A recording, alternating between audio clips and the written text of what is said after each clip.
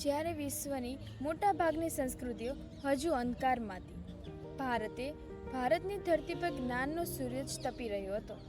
આપણે ઘણી વખત માનીએ છીએ કે આધુનિક વિજ્ઞાન પશ્ચિમના દેશોની દેન છે, પરંતુ સત્ય કંઈક અલગ જ છે. આજે આપણે વાત કરીશું ભારતીય જ્ઞાન પરંપરા એટલે કે આઈકેએસ. આ માત્ર ધર્મ કે મંત્રની વાત નથી, પણ આ એવા ગહન વિજ્ઞાનની વાત છે જેણે આધુનિક દુનિયાનો પાયો નાખ્યો છે. આપણે હવે ગણિતની વાત કરીએ તો ગણિત ભારત વગર અધૂરું છે.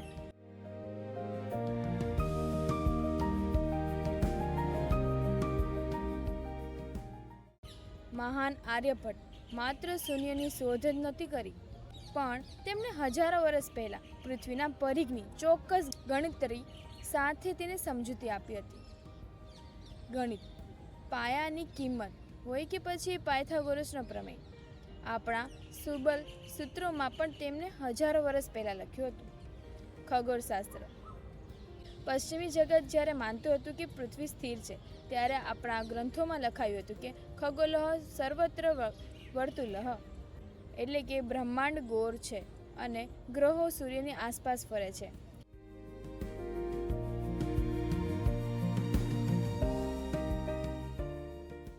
ભાસ્કરાચાર્ય એ ન્યૂટનના પહેલા ગુરુત્વાકર્ષણના સિદ્ધાંતને ગુરુત્વાકર્ષણમ તરીકે સમજાયો હતો. આજે આપણે જેને મોડર્ન મેડિસિન્સ તરીકે કહીએ છીએ, તેનું આયુર્વેદમાં સંપૂર્ણ રૂપાંતર કરી છે. મહર્ષિ ચરકે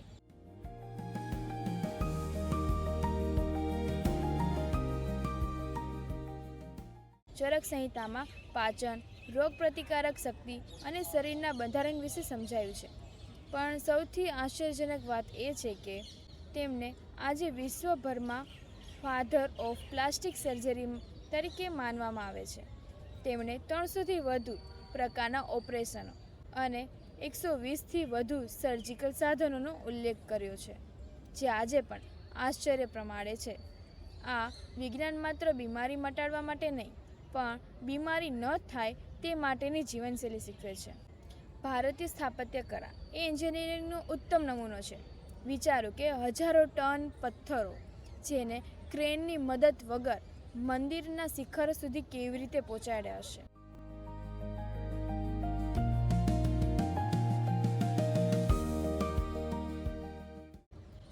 આધુનિક વિજ્ઞાનની વાત કરીએ તો દિલ્હીનો લોહ સ્તંભ 1600 વર્ષથી પણ ખુલ્લા આકાશમાં ઊભો છે, છતાં તેને કાટ નથી લાગ્યો.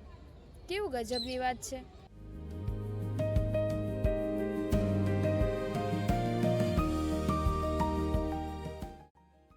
આ સાબિત કરે છે કે તે સમયે ભારતીયો પાસે નેનો ટેકનોલોજી જેવું જ્ઞાન હતું. નગરજનની વાત કરીએ તો હડપ્પા અને મોહેંજો-દડો જેવી નગરમાં ડ્રેનેજ સિસ્ટમ, જેને ટાઉન પ્લાનિંગ વગેરે, પણ તેનો અભ્યાસ સિવિલ એન્જિનિયરિંગ માટે ખૂબ જ મહત્ત્વનો વિષય છે.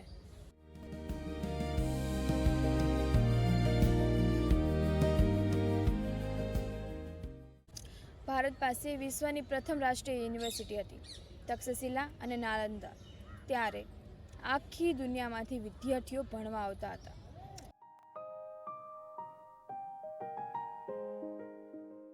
કૌટિલ્યનું અર્થશાસ્ત્ર આજે પણ મેનેજમેન્ટ અને પોલિટિકલ સાયન્સના શ્રેષ્ઠ પુસ્તકોમાંનું એક માનવામાં આવે છે.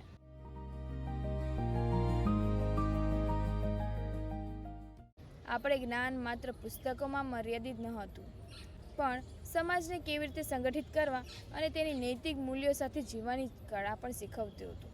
મિત્રો, આઈકેએસ એ કોઈ ધાર્મિક પ્રચાર નથી, પણ આપણો વૈજ્ઞાનિક વારસો છે.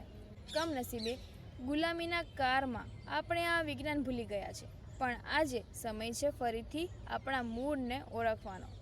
આ વિજ્ઞાનને આધુનિક ટેકનોલોજી સાથે જોડીને આપણે ભારતને ફરીથી વિશ્વગુરુ બનાવી શકીએ છીએ. જો તમને લાગે છે કે આ માહિતી દરેક ભારતીય સુધી પહોંચવી જોઈએ, તો આ વિડીયો શેર કરો અને તમારી અને મારી સંસ્કૃતિ, બંનેની સંસ્કૃતિ એટલે કે આપણી સંસ્કૃતિને જાળવી રાખો. ગૌરવ અનુભવો. તમને ભારતની કઈ શોધ વિશે સૌથી વધુ ગમે છે? કોમેન્ટમાં જરૂરથી જણાવો. જય હિન્દ, જય ભારત.